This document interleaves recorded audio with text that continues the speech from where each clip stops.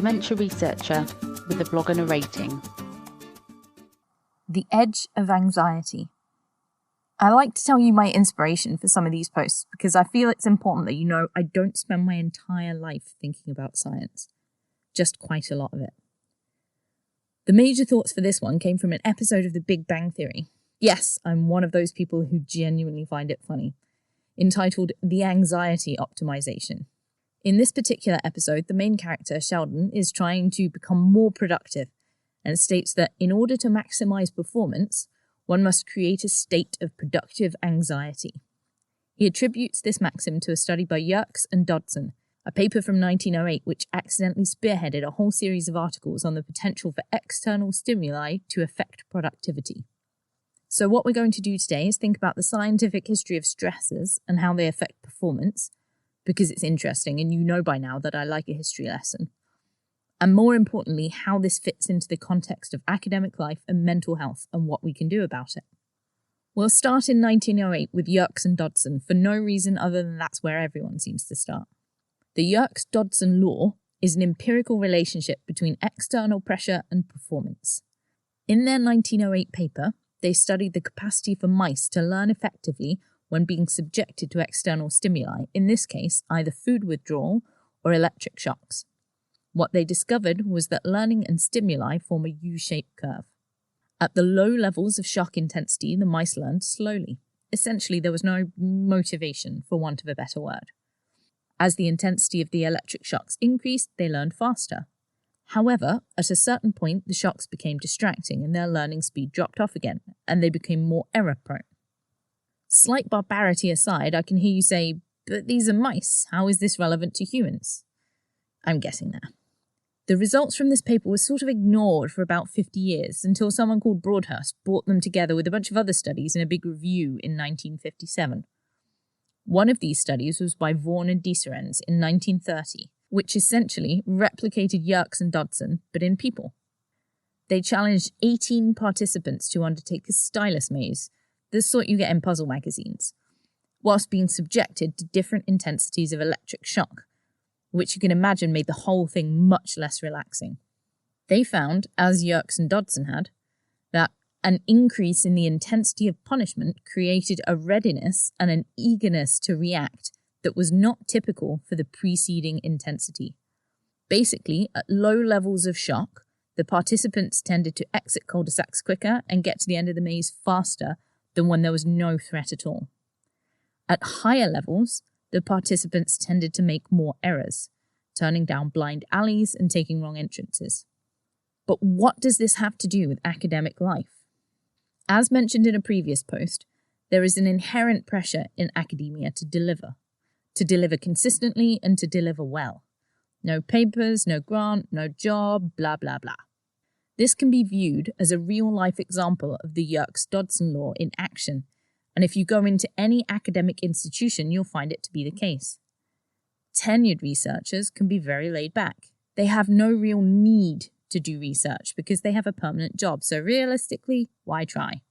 There is no external pressure stimulus on them, so they're sitting at the left-hand end of the Yerkes-Dodson graph. On the other hand, early career researchers are trying so hard to please everyone.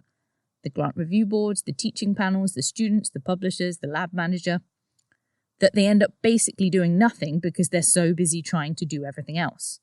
Here the external pressure is too great, and they're sat at the far right of the graph.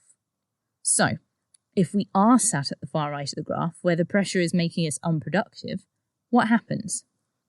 In 2020, the Wellcome Trust published a study called What Researchers Think About the Culture They Work In, which interviewed 4,000 participants, most of them in the UK, about research culture.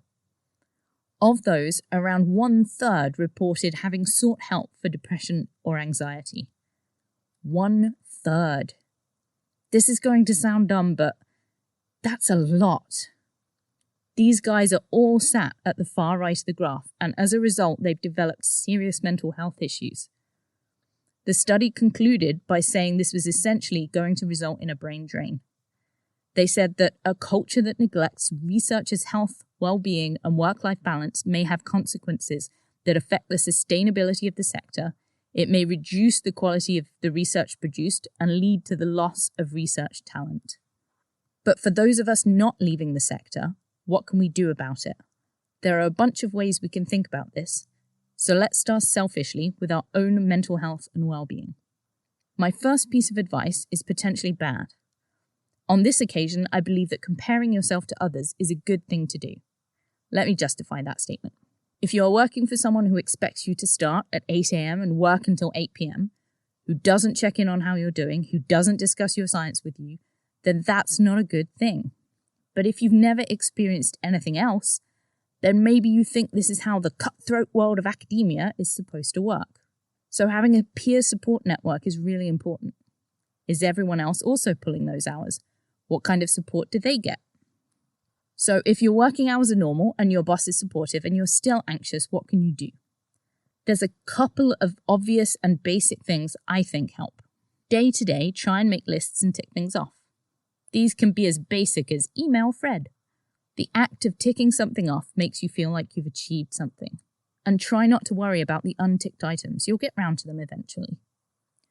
Have a little perspective. Sometimes science feels like you're shouting into the void and nobody cares. And as a career choice, this is basically a guaranteed path to anxiety and depression. So take some time to realize that almost everyone is in the same boat. You are fighting the system, not some personality flaw of your own. This is not your fault. And finally, talk about it. If you are genuinely struggling with your feelings, seek help, whether that be from your peers, from your mentors, or from professionals. One thing I find helpful if I'm in the right mindset is flinging myself into fixing someone else's life. As an early career researcher, you might be in charge of younger colleagues or students. A good mental health check-in on them every now and then is a nice thing. You don't need to be patronizing about it. Perhaps just open a meeting with, "How are you doing?" which is what one of my favorite PhD supervisors did. It gave me the opportunity to say fine if everything was fine, or it gave me the opportunity to cry and say I wanted to leave science because it never worked anyway and what was the point? And what she did during that time was listen, which was all I sometimes needed. And in turn, it gave her the opportunity to put things in perspective for me and say that sometimes things didn't work. Chill out, calm down, etc. But on top of the basic check-in, I think it's also broadly important to be aware of the different needs of your team and those around you. Knowing that your student is working every weekend, is extremely stressed, and is basically running on fumes should prompt you to find out why. Are they worried about failure? Are they panicking about a deadline? Or is there something going on in their personal life that's making them throw themselves into work? Is there anything you can do to help? Even small things like telling them they're doing well, or occasionally buying them lunch so they don't need to down tools, will alleviate some of the anxiety they might be feeling. For those genuinely struggling, there are lots of resources out there which are fantastic, from the basic mindfulness apps, which might help them calm down and focus, to websites like Mind, which will point them towards professional help if they need it. Whilst institutions are now going out of their way to support the mental well-being of their staff with courses on meditation and so forth, the fundamentally tenuous nature of the job means that these things are often just window dressing. So the actual day-to-day job of keeping an eye on things falls to team leaders and those around them. It is our job to encourage both work-life balance and an open conversation about mental health in the workplace. So my concluding advice to you is, don't get all the way to the wrong end of the Yurks-Dodson curve before asking for help. Chances are someone else has been there before you and can help you put it all into perspective. Thank you for listening. Join the Dementia Research bloggers and share your own views.